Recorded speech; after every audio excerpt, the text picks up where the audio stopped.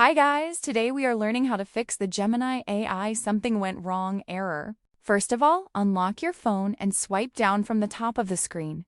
Now check whether your Wi-Fi or mobile data connection is stable or not. If your internet connection looks unstable, try turning Wi-Fi or mobile data off and then back on again. You can also switch between Wi-Fi and mobile data to see which one works better.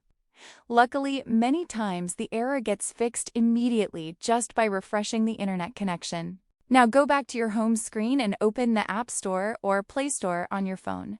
Sometimes Gemini stops working properly because the app version is outdated. So updating the app is a very important step here.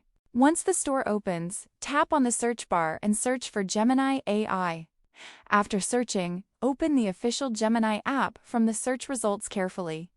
Make sure you select the correct app published by Google. Now, if you see a blue update button, simply tap on it. The update may take a few seconds depending on your internet speed, so just wait patiently. After updating, most bugs and temporary issues usually get fixed automatically. If the issue is still not fixed, restart your phone once. Honestly, restarting refreshes background apps and clears temporary glitches that can affect Gemini AI. So after the phone turns back on, open Gemini again and check whether the error is gone. Now reopen the Gemini app and test it again by typing any question or prompt. In most cases, the something went wrong issue should now be resolved completely.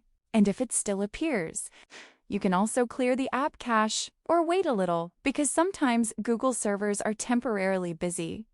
And that's how you can fix the Gemini AI something went wrong error step by step on your phone. Usually, updating the app, fixing the internet connection, or restarting the device solves the problem very quickly. If this tutorial helped you, make sure to subscribe and leave a comment below for more simple and useful tutorials.